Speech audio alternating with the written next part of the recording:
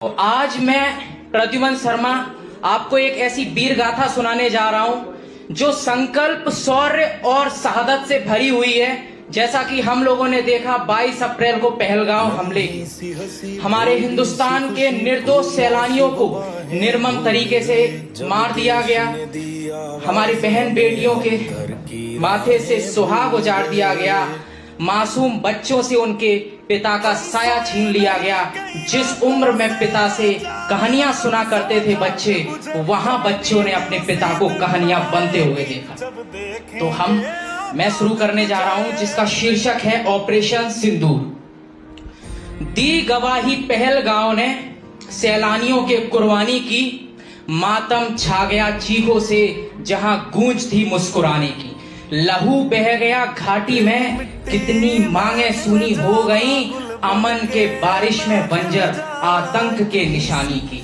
सुहाग छीनकर पत्नी से, बच्चों से बाप का साया था, आतंक की फिजाओं से जन्नत में पेड़ पौधा भी थर्राया था। जैसा कि हम सभी को पता है कि मारने से पहले उन्होंने धर्म पूछकर मारा था, तो उसके लिए सुनिए, धर्म पूछकर मारा उन्होंने, ये तो एक बहाना था हिंदुस्तान के भाईचारे को मजहबी आग में जो सुलगाना था। नफरत की आंधियों से कोशिश थी इंसानियत को मिटाने की, अमन के गुलशन में उनको जहर जो फैलाना था। पिघल गई चादरें बर्फ की आतंक के ज्वाले से, आक्रोश से उठ खड़ा हुआ भारत कायरता के इस उजाले से। हम सभी लोगों ने एक चीज देखी थी कि राजनीति अपनी तरफ है, लेकिन जो अटैक हुआ, कोई भी राजनीतिक दल हो, सभी ने हमारी भारत सरकार को सपोर्ट किया। सभी की एक ही मांग थी कि हम लोग एक्शन ले टेररिस्ट पर, सभी लोग एक थे। यानी कि ये दिखाती हमारी भारत की खूबसूरती कि हम लोगों में मतभेद हो सकते हैं, मनभेद नहीं है। जैसा कि अटल बिहारी वाजपेयी ने भी बोला था कि पार्टियां, सरकारें आएंगी जाएंगी, पार्टियां बदलेंगी, लेकिन ये देश रहना चाहिए। तो उसी के लिए सुनिए कि पक्ष विपक्ष एक खड़ा था, खड़ा एक था हिंदुस्तान, एक ही मांग गूंज रही, बनाने आतंकी ठिकानों को शमशान। इतिहास गवाह है भारत का, हम शांति पक्ष में रहते हैं, पर बात जब सम्मान पर आए तो रणचंडी बन के बहते हैं। ये हमारा इतिहास है, हम किसी को छेड़ते नहीं हैं और छेड़ने वालों को छोड़ते भी नहीं हैं। बुद्ध और गांधी की धरती से हमने विश्व को अहिंसा का पाठ पढ़ाया है। बुद्ध और गांधी की धरती से हमने विश्व को अहिंसा का पाठ पढ़ाया है। दुष्टों के वध के लिए हमने ही शस्त्रों को उठाया है। 7 मई ये वो तारीख है, जैसा कि 22 तारीख वो तारीख थी जो हम कभी नहीं भूल सकते। 7 मई वो तारीख है जो हमारा दुश्मन कभी नहीं भूल पाएगा।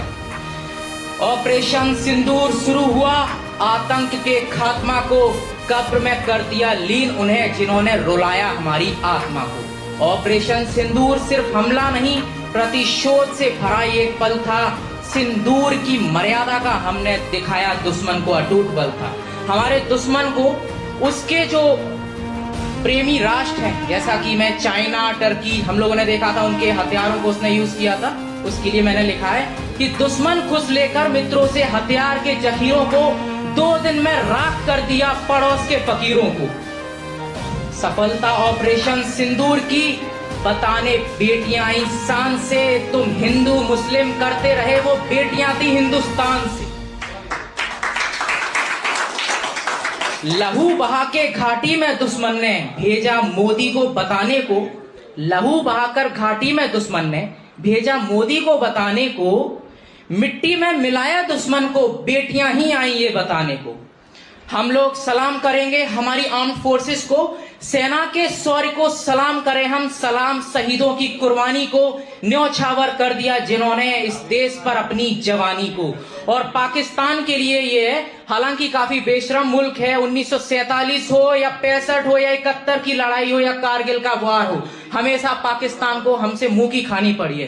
तो मैं पाकिस्तान के लिए बोल रहा हूं, ये पाकिस्तान जितनी बार टकराएगा हमसे उतनी ही बार तू हारेगा। ये नया हिंदुस्तान है जो तुझे अब घर में घुसकर मारेगा। जब जब तूने उकसाया हमको, तब तब सबक सिखाया है। पाकिस्तान तुझे तोड़कर हमने ही बांग्लादेश बनाया है। एक हिंद की सेना 100 दुश्मनों पर भारी है। और ये आखिरी लाइन उन आतंकवादियों के लिए कि एक हिंद की सेना 100 दुश्मनों पर भारी है, हिमाकत मत करना ये दुश्मन, अब ऑपरेशन सिंदूर अभी जारी है। तो यहाँ बैठे हुए सब लोगों से एक मेरी रिक्वेस्ट है, भारत की, हिंदुस्तान की आवाज बन के एक बार मेरे साथ बोलेंगे, भारत माता की, भारत माता की, भारत माता की जय हिंद। धन्यवाद।